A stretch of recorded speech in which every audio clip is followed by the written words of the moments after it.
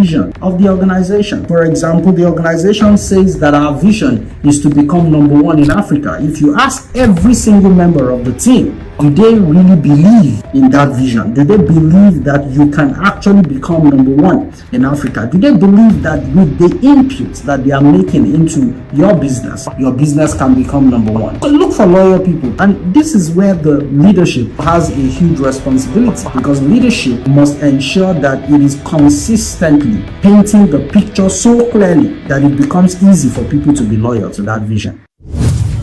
3 key secrets to sustaining business growth and maximizing opportunities despite all of the challenges that our business people are faced with today. Number 1, business people must have what I call a clear strategy. And I'm going to explain what that means. Clear strategy. Number 2, you must have what I call a customized structure. And number 3, you must have what I call collaborative systems. These 3 things would help any business thrive and survive regardless of the challenges. If businesses embrace these 3 secrets, clear strategy, customized structure, and collaborative systems properly, what would happen is that they would experience growth in terms of profit and growth in terms of reach.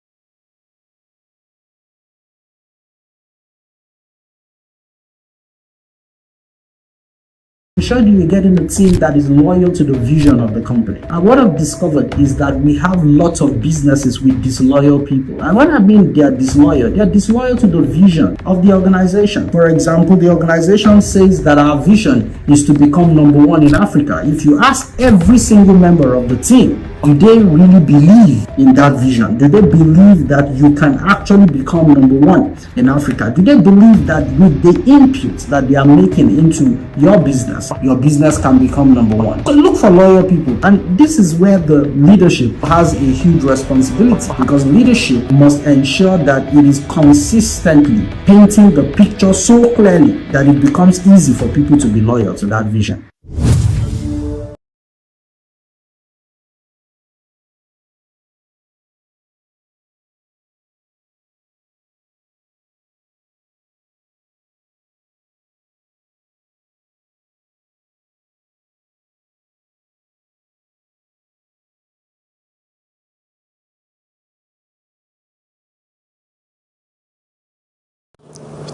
Key secrets to sustaining business growth and maximizing opportunities despite all of the challenges that our business people are faced with today. Number 1, business people must have what I call a clear strategy. And I'm going to explain what that means. Clear strategy. Number 2, you must have what I call a customized structure. And number 3, you must have what I call collaborative systems. These 3 things would help any business thrive and survive regardless of the challenges. If businesses embrace these 3 secrets, clear strategy, customized structure, and collaborative systems properly, what would happen is that they would experience growth in terms of profit and growth in terms of reach.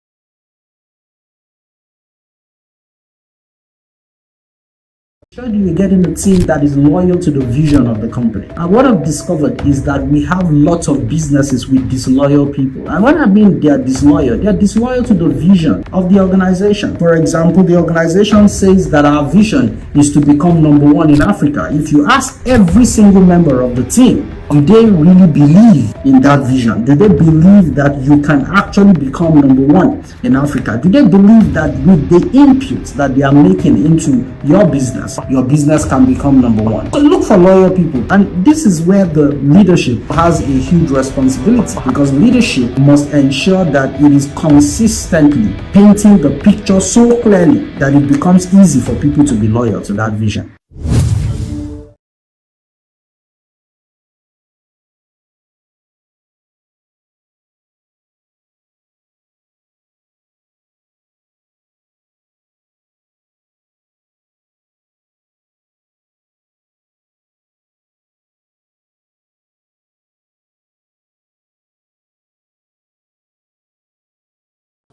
Three key secrets to sustaining business growth and maximizing opportunities despite all of the challenges that our business people are faced with today. Number one, business people must have what I call a clear strategy. And I'm going to explain what that means. Clear strategy. Number two, you must have what I call a customized structure. Customized structure. And number three, you must have what I call collaborative systems. These three things would help any business thrive and survive regardless of the challenges.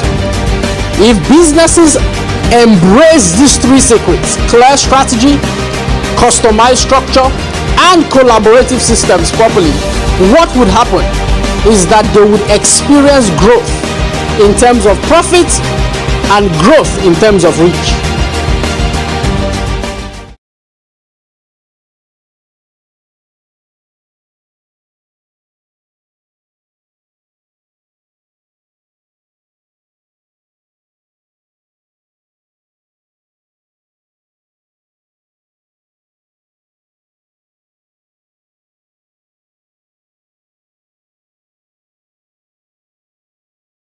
Showed you getting a team that is loyal to the vision of the company. And what I've discovered is that we have lots of businesses with disloyal people. And when I mean they are disloyal to the vision of the organization. For example, the organization says that our vision is to become number one in Africa. If you ask every single member of the team, do they really believe in that vision? Do they believe that you can actually become number one in Africa? Do they believe that with the inputs that they are making into your business can become number one? So look for loyal people. And this is where the leadership has a huge responsibility, because leadership must ensure that it is consistently painting the picture so clearly that it becomes easy for people to be loyal to that vision.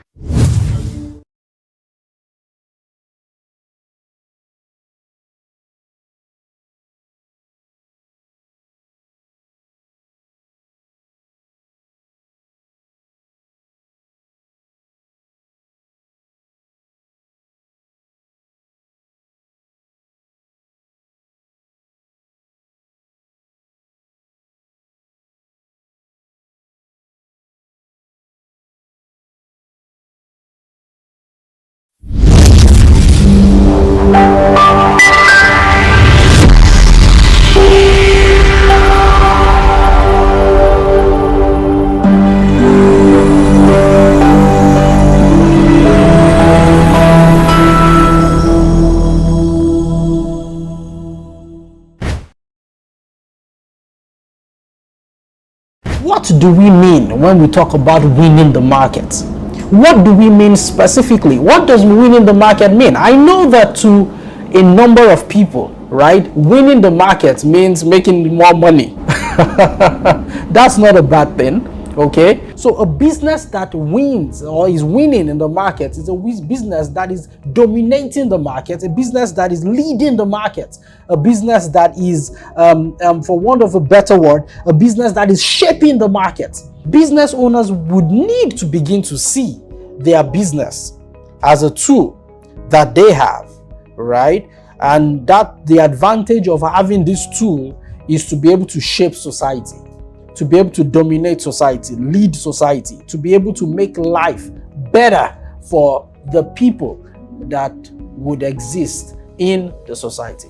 I've discovered that there are 3 key things that you require or you need to do if you want to win in the marketplace. The first is called strategic planning.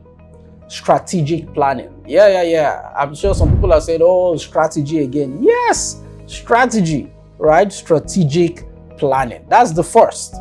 The second is strong strategic execution. It's not enough to have a plan. You must be able to execute that strategy in a very strong way. So a commitment to strong strategic planning, right? And a commitment to what? Strong strategic execution. It's not enough to plan. It's important to execute strategically and strongly. So let's talk about strategic planning. You're talking about vision, you're talking about goals, you're talking about plans. Those are 3 key elements that aid and help strategic planning to happen. Now, for you to be strategic in your planning, okay, there are 4 questions I believe you must answer. When you answer these 4 questions, what happens is that you are better placed to win in the market as a business. So what are these 4 questions? 4 questions that you must ask yourself if you want to strategically plan effectively. Number 1, you must ask yourself, why do we exist as a business? Why do we exist as a business? And the answer to that question better be better than we exist to make money.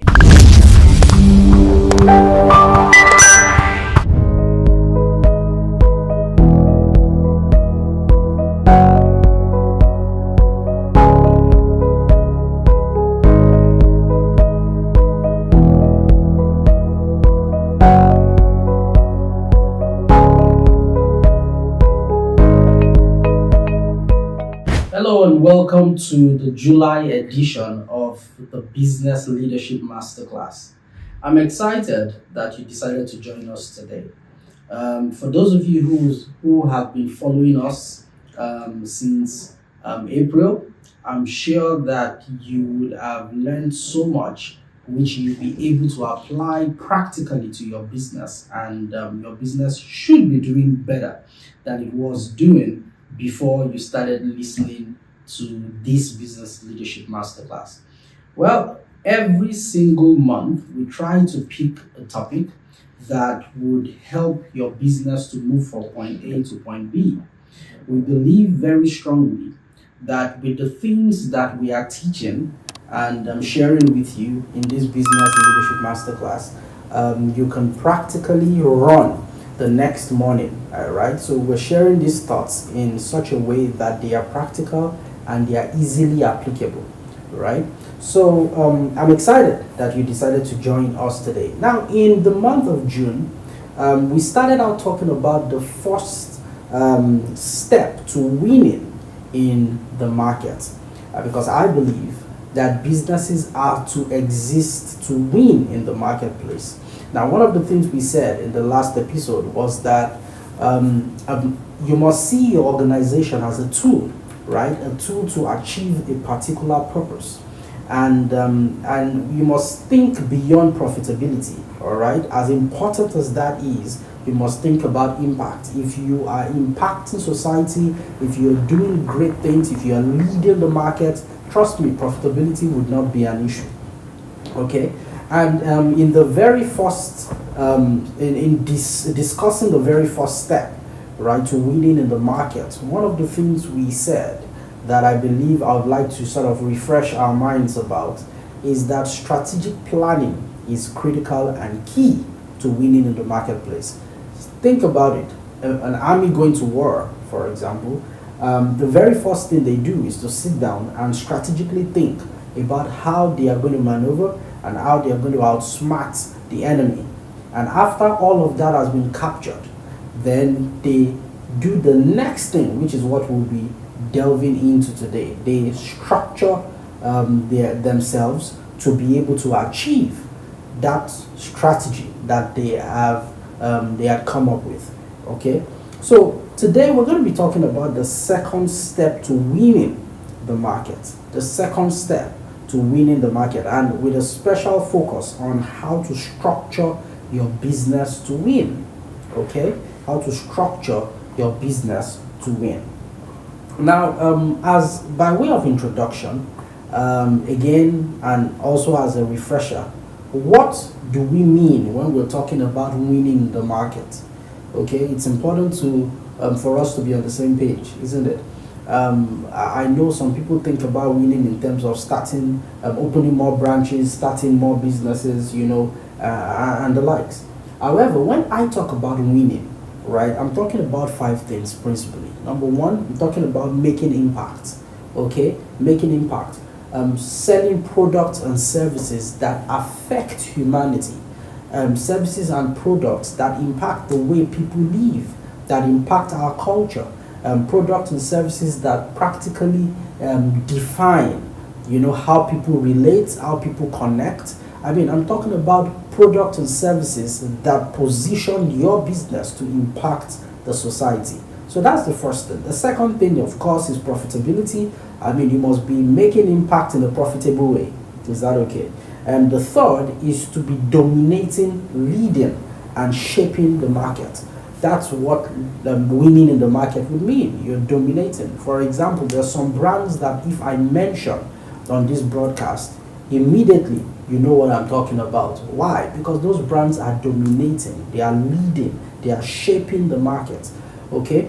I remember many years ago, my mother, when going to the market and she was going to buy, seasoning to make soups, one of the things she would say is, oh, she's going to get Maggi, right? She wants to go buy Maggi. Maggi is a kind of seasoning. Actually, it's the name of a brand, okay? But, it's amazing. So one day, I discovered that every time she went, of course, initially, she would get the actual Maggi brand. But after a while, that changed. She would say she was going to get Maggi, right? But when she gets back home, she was with another brand. And then I would ask, Mommy, why are you with this brand? This is not Maggi. She said, oh, sorry, it's a type of seasoning. What am I talking about? I mean, the Maggi brand had grown so big and so popular that anything that looked like Maggi, in cube form, people would just call it Maggi, right? Even though there were lots of other brands out there, right, that had practically tried to do the same thing that the Maggi brand was doing by creating cubes or seasoning cubes, okay? And she would say, she would get different brands at different times, but everything, and people called it Maggi generally, right? So what am I trying to say? You mentioned a brand like Maggi, they are dominating, leading the market, right? I don't have the data and the statistics. I don't know if they are still number one in the market, but bottom line, they are still a very popular brand, okay? There are other cube seasonings that are very popular too and are doing well in the market, okay? So the point is, you want to build a business that is dominating, leading, and shaping the market, right? Right, like the Maggi brand, and there are some other soda drinks, right? I mean, as I said, soda drinks, I'm sure some of us, there are some names that pop up in our minds. Right, yeah. So you want to build a business like that. That's what it means to win in the market. Again, winning the market means a business maximizing its potential, a business becoming all it was created to be. That's what winning the market is. So, I mean, now that we're practically on the same page, it would be great to then go a step further to sort of remember something critical that we said in last month's episode of the Business Leadership Masterclass. We said that to win in the market, there are three things that you require. Number one, strategic planning, right? Number two, a strong strategic execution. And then number three, we need to maintain a focus on customer needs. I'll say that again. Number one, strategic planning. Number two, strong strategic execution. Okay? And number three, maintaining focus on customer needs. Now, last month we dealt with strategic planning. You can visit our YouTube page to rewatch that episode. Fantastic, it's on on our platform. You can watch it again, and you will learn all of the things we said. There were questions we spoke about. There were different practical things we spoke about on how to create a strong and a successful strategic plan for your business. Why is this important? Why this is important is because all of the things you will do post planning strategically will be dependent on the strength of your strategic plan.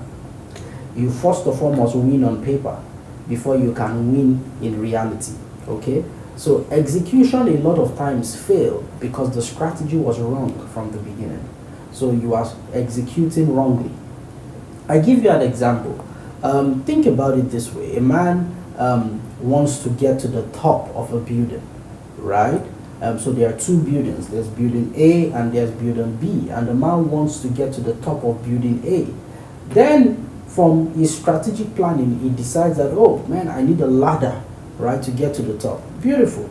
But then, sadly, as he was planning, he made certain mistakes. He placed the ladder on building B, and then he wanted to begin to execute.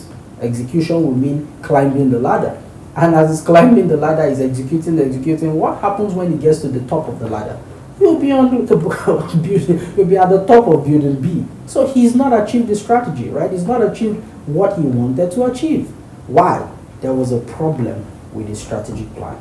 Hence, I said that to say this. It's important to rewatch that episode and learn some of the nitty-gritty of building a plan that would succeed.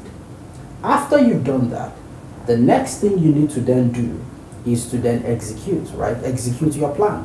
And in executing your plan, there are practically 6 different things you would need to do. 6 different things you will need to do. And what I have done is I've practically coined those 6 things as questions that you must make sure you answer. Okay? The first is, are you structured to win? So you must have the right structure. That's what I'm saying. You must have the structure that would help you to deliver your strategic plan. Okay? The second is, do you have the right processes in place? You see, your structure and your processes are 2 different things. Yes, they are. A lot of people think they are the same. People think structure and processes are practically the same. They are not the same. Okay? So do you have the right processes in place? So after you've dealt with the issue of structure, have you also dealt with the issue of processes? Number 3, what is the quality of your team? Now, and here the focus is on the people. You know, no great vision, no great business is accomplished alone, right? You need the right team. So the question is, what is the quality of your team, right? Number 4, is your corporate culture enabling your definition of winning? A lot of times people build, you know, a business and they have a good structure, they have the right processes in place, and then they pull together a strong team. But the problem is the culture. That's why you popularly hear, you know, culture eats strategy for breakfast, right? I believe culture is strategy for breakfast, lunch, and dinner. And if there is a serviette, culture would use the serviette properly after eating strategy, you know, for breakfast, lunch, and dinner. So what am I talking about? You must have the right corporate culture. Okay? And then number 5, how do you measure performance? Measuring performance becomes very key. And the last but not the least is your business designed to enable continuous improvement? These are the 6 questions that I believe you must answer to execute effectively. Remember where we're coming from. So you must have strategic plans, then you must strongly execute those strategic plans, And then number 3, you must focus on customer needs. Is that okay? Now, after we've dealt with creating a solid strategic plan, I am showing you how to properly execute your strategy. How to execute. What are the things that might be the problem, the snags, what are the enablers that you can leverage to ensure that you are executing properly. Is that okay? Now, today, in today's Business Leadership Masterclass, I'm going to focus on the first question, structure. Next month, I'll focus on the second question. So I'm going to do that to the end of the year. Isn't that beautiful? Right? So by December, you would have the full spectrum, right, of how to plan and execute properly. I think that's beautiful. So let's dive into today's focus, right? How to structure your business to win. How do you structure your business to win? Now, it's important to mention that strategic execution begins with structuring your business to win. And it's the same thing as playing chess, right? Or playing soccer, for those of you who are soccer fans, or fighting a war. Think about it. There's this beautiful movie that I think you should watch, right? The title of the movie is The Queen of Catway, right? Beautiful movie, and it's a true life story, right? Of a young girl who became, a chess champion, did great things for herself and her community and her family, And one of the things you learn as you watch that movie is the fact that great chess players, they arrange the board in such a way that they are able to win effectively, so they can read moves and steps ahead.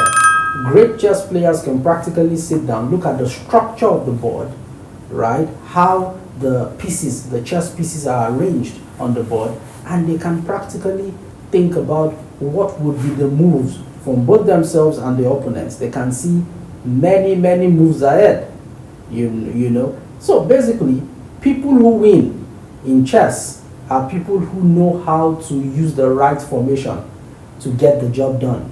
Same thing with soccer, right? Same thing with soccer. People who, in soccer, there is a way that, a team can be arranged, the formation of the team, right?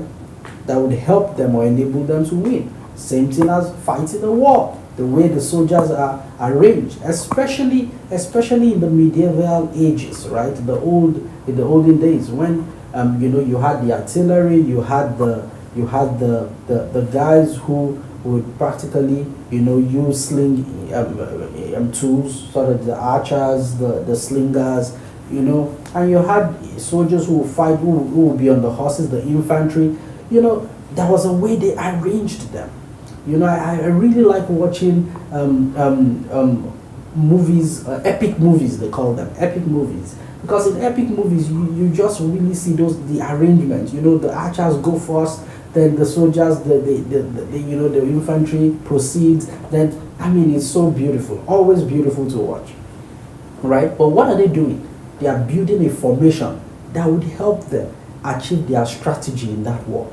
Maybe they've sat down and from their strategic thinking and planning, they said, this building has, this city has 5 gates. Amongst the 5 gates, gate C is the weakest, and that is where we must penetrate through. So what they do is that they build a formation that enables them go successfully through gates C, right? They won't build a formation that would help them go focus on gate A when they know gate A is the most fortified, right? They'll build a formation that helps them to achieve what their strategy and sort of inform them on what they are trying to achieve, basically.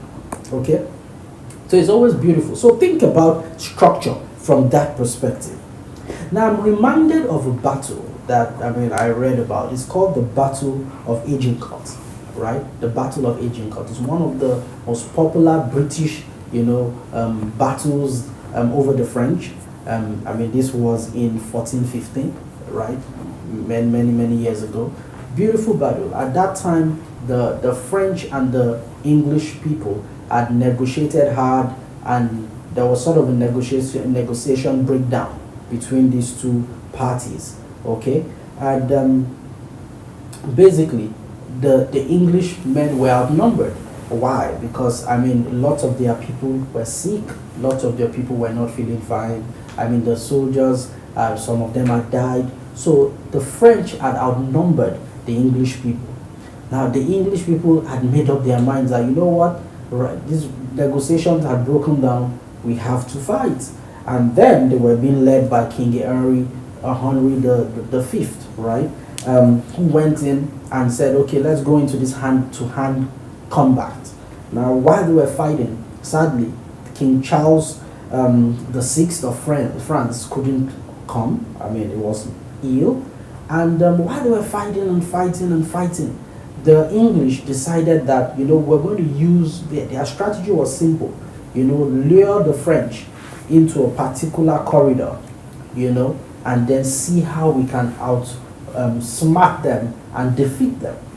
And then for the English people, it was simple. They discovered that if they were going to fight one-to-one, they were going to lose this battle.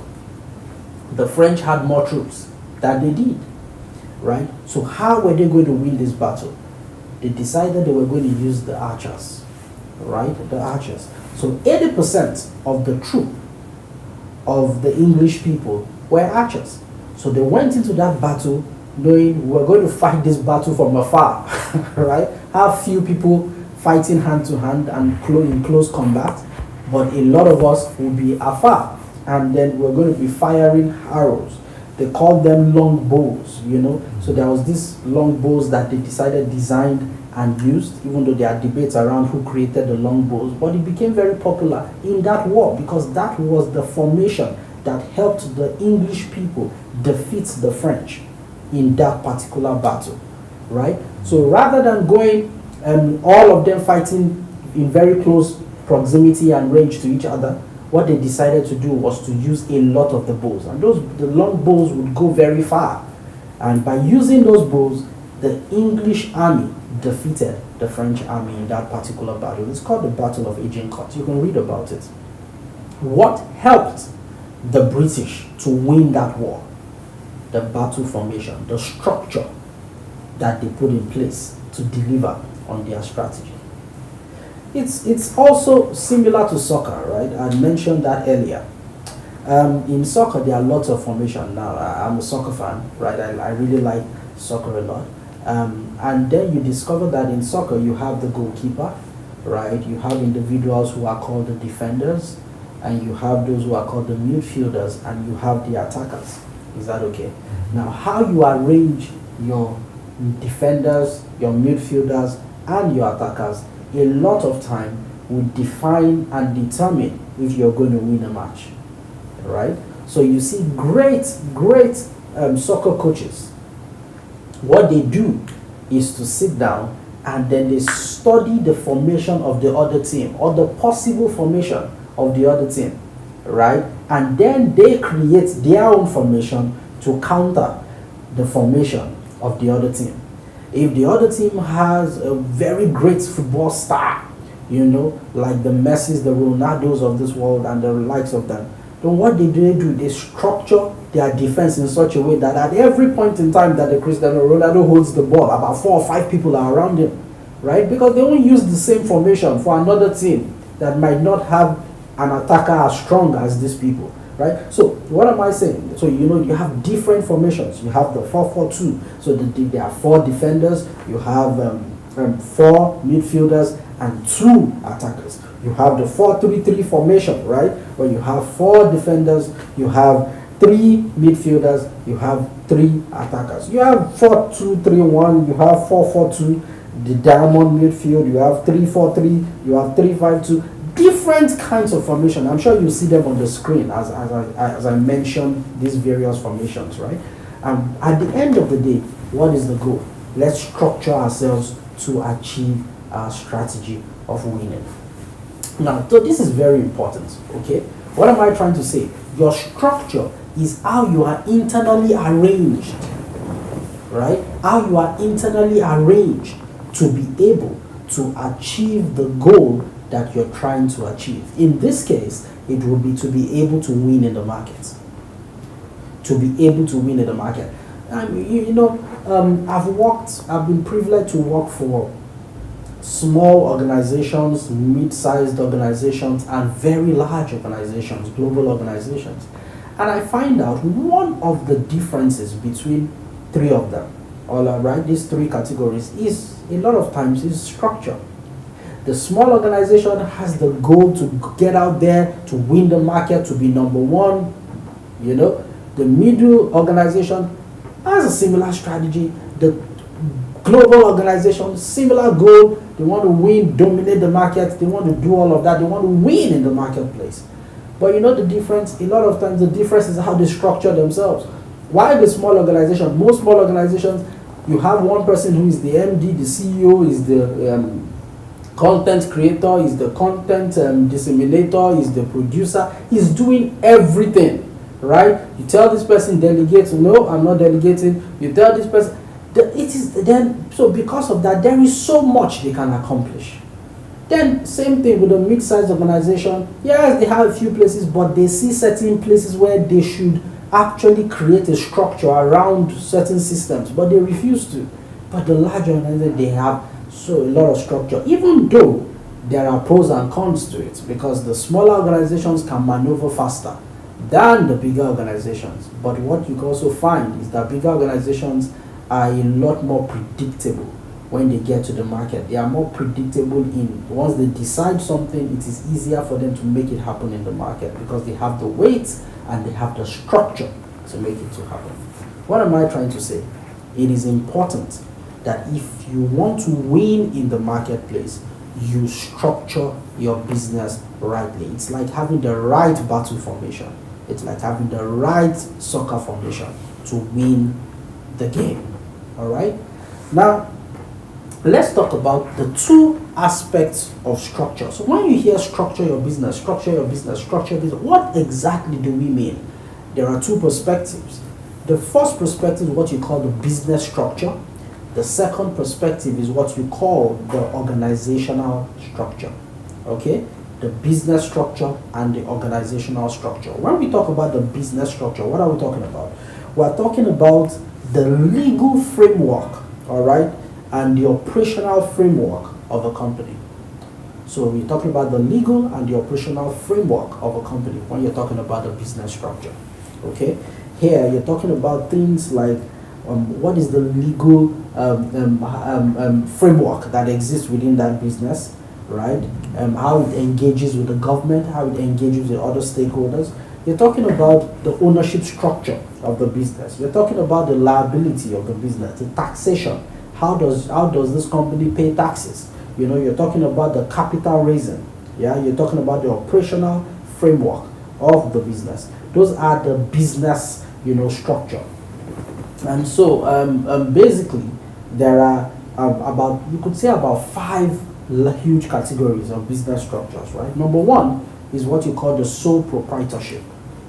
What is sole proprietorship? That's what we also call the one-man business, or you call it the business enterprise. Okay, the legal requirements for a sole proprietorship is very minimal, right? In Nigeria, for example, there is a commission called the Corporate Affairs Commission. You want to start a business, and it's a one-man business, it's a sole proprietorship. Basically, you register with the CAC. Okay. Now, for the sole proprietorship business, it's a one-man business. The risk factors are not very high. I mean, what is the advantage? Because if you do not register as a business and then get a CAC certificate, you might not be able to open a bank account, right? And sometimes engaging clients and customers with a bank account just gives credibility to your business. So you're able to do that, all right? You're able to ensure that you have a tax identification number.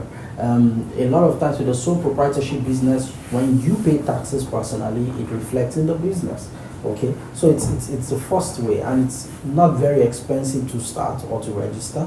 Okay, and then the second is what you call a partnership. A partnership is when you have one or two people coming together to start a business. Okay, A partnership can either be a sole proprietorship business or it can be a limited liability business.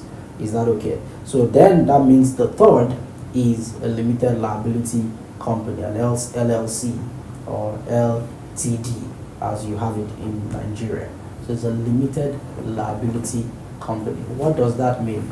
It means the liabilities are limited. It means the person who owns the business is separate from the business in itself. So the business can be sued and the person who owns the business is not sued. I don't know if that makes any sense to you, right? So the advantages, the structure is different, the shareholding structure is different, slightly more expensive to register, and then there are certain requirements by the government legally that you must fulfill as a limited liability company. Okay. The fourth is a corporation. A corporation is a separate legal entity from its owner. All right. Again, it can be a limited liability company, right? So it's important to note that. And then the last but not the least is when other structures, right? So here you have all the registrations of associations, cooperatives, non-profit organizations. There is a specific ways that those organizations or this type of organizations are registered. So what am I talking about? The business structure speaks to the legal and operational framework that runs the business, right? The legal and operational framework that runs the business. So is this a one-man business? Is it a limited liability company? Is it a partnership? Is it a corporation? Is it an association? Is it a social enterprise? Speak to a lawyer, right? And the lawyer would advise you rightly on what and you should register if you're thinking of registering a business. And if you do have a business and you're listening to me, you're already running your business but it is not registered, well, I would advise you strongly to go register. If you live in Nigeria, go to this Corporate Affairs Commission, right? It's a very easy process, or talk to a lawyer. They can help you manage the process. It's a very simple process. I mean, I think now I hear it's automated, so a lot of it can happen online. But bottom line is that when you do register your business, then you are able to access a number of things. One, you're able to have a bank account. Two, you're able to have a tax identification number, and which gives proof that you're paying your taxes to the government. Then it defines the kinds of people you are able to work with. There are some companies that will never work with a sole proprietorship business. You must be a limited liability company for them to work with you. Then, I mean, there are certain kinds of contracts that people pursue that, very honestly, based on your business structure, I mean, they can offer you that contract or they might not even think about you. Where are we, right? So it's important that you think about the business structure. And I believe if you already are running a business and you have this part covered, good for you. Just make sure that you're fulfilling your own obligations to the government and to the regulatory authority, and make sure that you have the right people that can advise you rightly around how to effectively run, so that you are not being held liable in terms of taxes and the likes. Okay, now let's talk about the second kind of structure, the organizational structure. Very important. So you've spoken about the business structure, which speaks to the legal and the operational framework, right, of the business. And these are the parts that would relate to the government and the likes of them.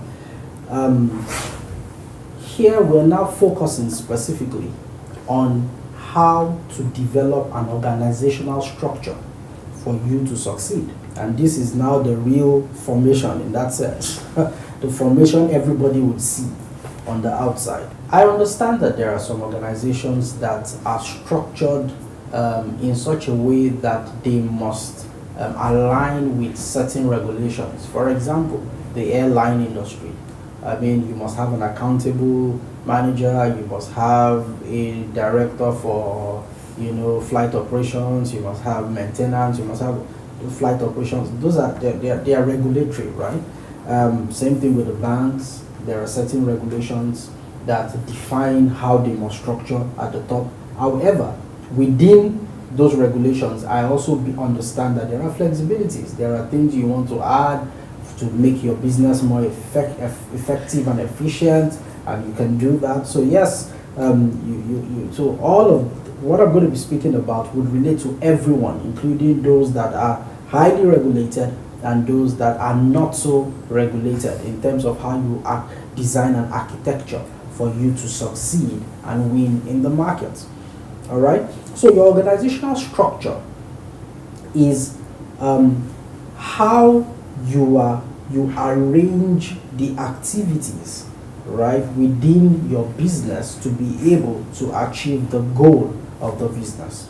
Very important, because when you look at your organizational structure, you are able to see clearly the roles and responsibilities of different people and different functions within your business. Now, there are 7 types of organizational structures. 7 types, 7 of them. Number 1, we have the functional structure. Number 2, we have the divisional structure. Number 3, we have the metrics structure. Number 4, we have the team structure. Number 5, we have the network structure. Number 6, we have the hierarchical structure. And number 7, we have the flat structure, or what they call the flattery structure. Okay, so there are the 7 structures: the functional, the divisional, the metrics, the team, the network, the hierarchical, and the flat organizational structure. Those are the 7 types of organizational structures, and I'm going to speak to each of them very briefly, right? So when we talk about the functional organizational structure, this is a very popular one. Here you see the organization is arranged based on functions, okay, and those functions are specialized. So you have maybe the CEO at the top of the structure, then you have sales and marketing, you have finance, you have HR, you have facilities, you have procurement. Some people will separate sales from marketing. But you're dividing and arranging the organization based on functions, and for each of these functions you can have a director as a head, you can have a vice president as a head, you can have a manager as the head, depending on the weight and how you want to structure the organization, right? So you have these various functions. So it's called the functional organizational structure, and it is best for companies that require a high level of specialization, right, and efficiency. The danger here is that when you structure a business this way, you must ensure that these various functions are interacting so that individuals are not working in silos. Okay, so it's very important. The popular one, a lot of businesses are structured that way, but it's because of what they are trying to achieve.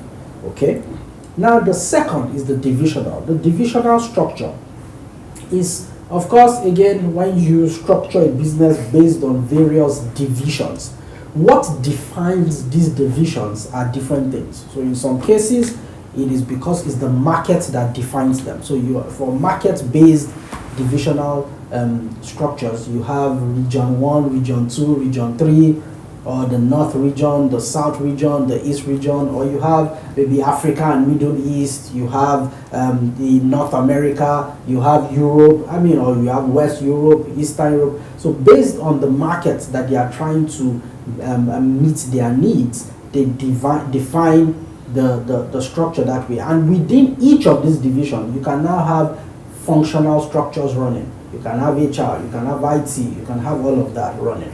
So the market determines a lot of times whether you use a divisional structure. Number 2 is the industry. For sometimes the industry defines whether you use a divisional org structure or not. What do I mean by that? So for example, you have a business that is in the financial industry, for example, but that business also then has interests in manufacturing. Manufacturing, finance, they are 2 different industries. So, but they all want to be under the same group of company, right? So you use a divisional structure, so such that you have a business for finance, you have another business, right, in manufacturing, and the like. So even though they are all under one, and a good example is Alphabet, right, where you have Google and its other counterparts, right? They are all under this big Alphabet group of companies. However, they are doing different things. In Nigeria, you have the Dangote Group, right? DIL, they call them, right? Dangote Industries Limited. Under Dangote Industries Limited, you have Dangote Sugar, you have Dangote cement. Cement and sugar are two different things, which brings me to the third, which you can also do, create the divisional structure based on the product. Okay, so you have the sugar, you have cement, you have petrol, Dangote refineries, which is dealing with crude oil and oil and the likes, energy. Okay, and then you can define based on territory. Is that okay? And then basically you can define based on territory, which will speak very closely to the markets that had description of a divisional organizational structure that I spoken about earlier. The difference, however, is that for the market, you are focusing on a market. So sometimes the market might not be just regional. It can cut across a demography, which will be spread across different parts of different territories. So you can create a division that caters for things that go to kids. For example, there are kids in various territories. So you can but for territory, the territory divisional organizational structure is purely based on location. Is that okay? So I hope you understand what I'm saying. So that's a divisional organizational structure. So it's large enterprises that really leverage the divisional organizational structure. Brings us to the third. The third is the matrix organizational structure. What is the very simple explanation of what a matrix organizational structure is? A matrix organizational structure is one that has individuals with two reporting lines. Simple. So a lot of times it's a mixture of functional and divisional, it can be a mixture of both, right? But however, you have a team member who's reporting to maybe one person functionally and then another person directly. For example, think about it this way. So you have a business, they run a divisional type of org structure. So let's say that in a particular country, you have the MD of the country, right, who reports to the MD of the continent, right, or the region, as the case may be. And then the MD of the country has a finance director reporting to him. Now that finance director reports to the MD directly. However, the same finance director can be reporting to the CFO for the continent, functionally. So it's sort of a metrics kind of system, right? It's a metrics organizational structure. So that's it. So it's slightly more complex, right? Slightly more complex, and again leveraged by very large organizations. It is used when you're trying to also infuse, collaboration within the system. But you must also be careful that there is no clash of, authority between the functional leader and the direct leader. Okay. Then the fourth is the team-based organizational structure, which of course, as the name suggests, is when you have a small team, so you basically organizing the business to focus on either a product and a service. You organize a team around to execute, right? So a lot of times the focus is the product or a service. Then you organize people with various competencies, complementary skills, right? You organize them to execute. So there is really no huge function and all of that. So a lot of times it's small organizations that use this, or companies who are prioritizing a lot of innovation, a lot of flexibility, and they want to be able to respond to the market very quickly. What I also find is that in some organizations, even though they might be running a largely functional or divisional type of org structure, they can then create small team structures, to help a lot of movements, especially in the areas of product development, market development and the likes. I don't know if that makes any sense to you. Then you have the fifth, which is the network organizational structure. Slightly more complex, and you have fewer people relating here. You have it's a structure that goes far beyond the internal company itself, right? So you have a company who is practically collaborating with a company somewhere in Japan, another company. So maybe you're here in Nigeria, but all our procurement is managed and handled on a particular project or a particular service by a company in China, and certain parts of our business is handled by a company in Germany, certain parts of our, so it's a network structure, it's complex. So when you get into the organization and you want to say, okay, I want to talk to procurement, they refer you to somebody in China. I want to talk to, marketing, they refer you to somebody in the US. I want to talk to somebody in production, they refer to you to somebody in Canada. It's slightly more complex. Is that okay? And then, and then at the end of the day, as long as the products are developed, the strategy for all of them coming together is achieved, it's beautiful. It's a network organizational structure. So it's used for companies that outsource their various business functions. Okay, so they rely heavily on external partners to achieve what they are achieving. Then you have the sixth, which is the hierarchical organizational structure. Well, a lot of times people say this is the most common type because it's closely related to the functional organizational structure. All right, very closely is traditional. Most people would just go with this, right? But what is the difference? It's not as highly specialized as the functional organizational structure.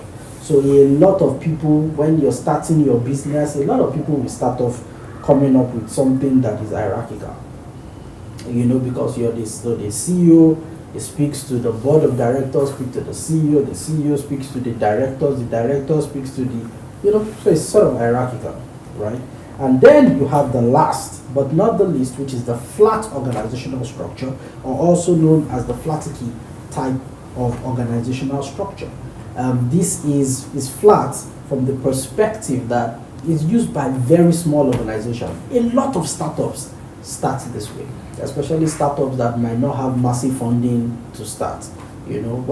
Sometimes when a startup has massive funding to start, they will likely start off hierarchically or functionally, right, or dependent.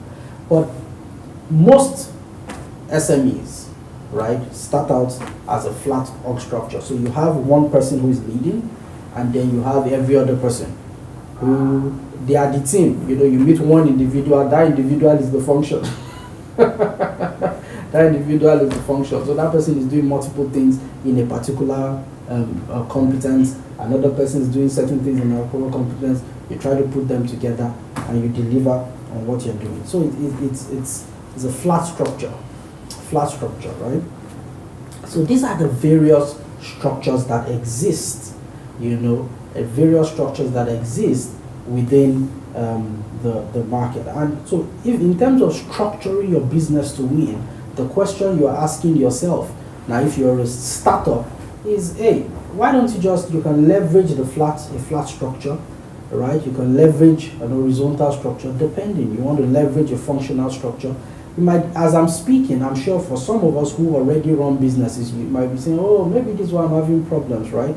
You're trying to do multiple things. You're trying to do too many things. Meanwhile, you're supposed to have created a structure that enables you to be able to leverage competencies and skills of various people to be able to achieve your goal.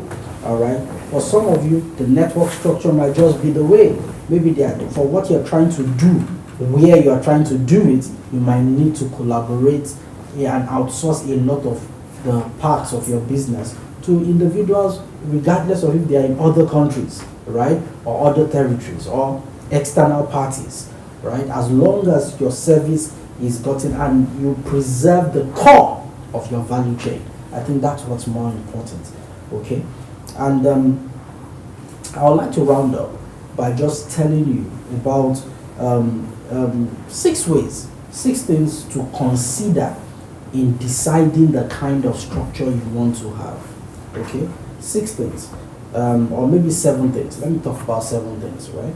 So the first thing is to design, and these things we are called design principles, basically. So number 1 is your work specialization, right?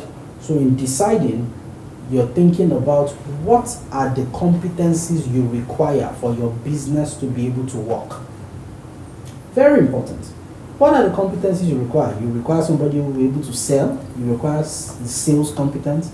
Do you require marketing as a competence for your business to work? Do you require, somebody who would, manage your finance. There are some that sounds core, but again, you must be able to define it. Then ask yourself, which ones of these can I do conveniently, right? Which must I outsource if I want to be effective? Very important. So work specialization is something to consider. The second thing to consider is documentation, which I think is extremely important. So what do I mean by documentation? Documentation means, think about it from the perspective of, okay, so what are the things that I would need to consistently document? Okay, and for me, I think this speaks a lot to the finance field, right? How often would I need to document what I am selling, my revenue, my cost, all of my contracting, all of that. How much of that do I need? And how can I structure my business in such a way that all of those bases will be covered, so that I don't owe the government any liability. I do not run on the wrong sides of the law, right? So what are all of those things? So think about documentation. Number 3, think about chain of command. How do you want that to happen? Do you want to be the final bus stop in terms of, anything that comes from me, right, goes to the group, and then from the group to me? Or do you want to create layers? Now, understanding that if you create layers, some decisions will come to you, some will not come to you. So what is the bandwidth of your business to be able to accommodate that? At the point at which your business is in, do you need to know about every decision, right? Or are you in a place where there are some decisions that are more critical than some? So you need to know about some, you don't need to know about the others. So you can practically delegate it and create a structure that has a chain of command that accommodates some decisions not getting to you, and some decisions, and filters the kinds of decisions that get to you. Very important, chain of command. Number 4, span of control. How many people do you want to be reporting to a single individual?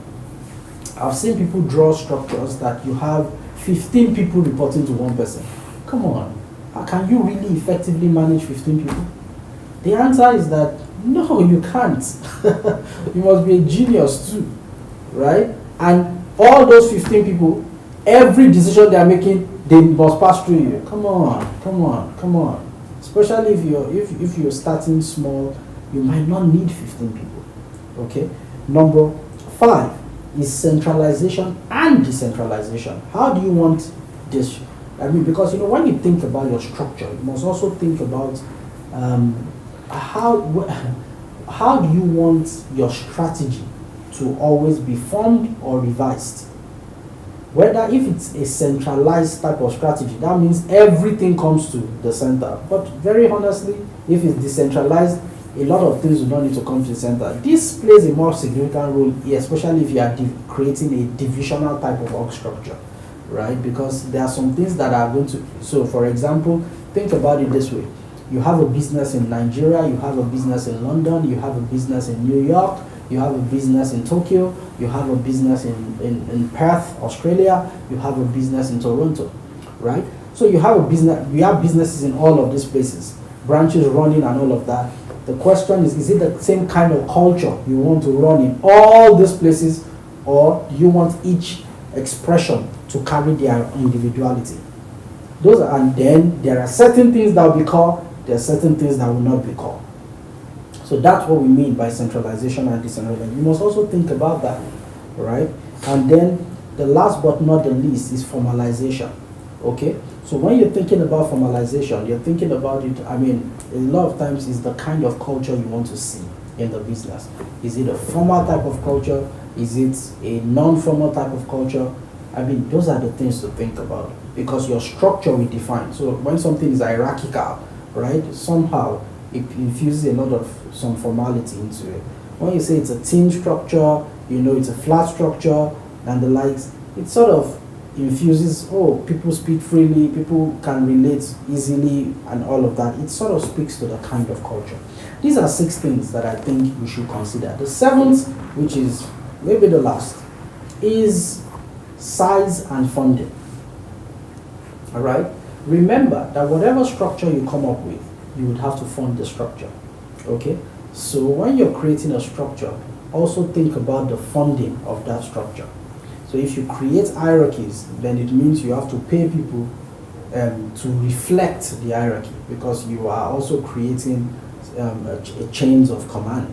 Okay? And then when you're thinking about structure, you're thinking about the size of your business. Understanding that as the size of your business grows, you might need to be refining. Some people will start with, a flat structure today.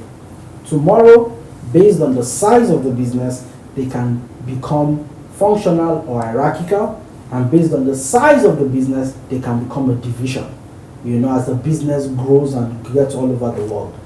As an entrepreneur, the last thing I would say is that as you think about your structure in achieving your strategy, I want you to think about now, but also sort of think about the future, right? So this is how I want to be structured in the future, but this is how I'm structured now. So that what happens is that you begin to walk and talk and put in place certain things and certain processes that would enable your business to grow and the structure to grow to meet up with the growth in the business. I conclude by quoting a man by the name Harold Jenen. Harold said, "Every company has two organizational structures. The former one is written on the charts. The other is the everyday relationship of the men and women in the organization." Remember, the goal of any structure is to enable strategy to happen. Okay? Yeah, it's to enable strategy to happen. If your structure is not enabling your strategy to happen, then you need to remove your structure.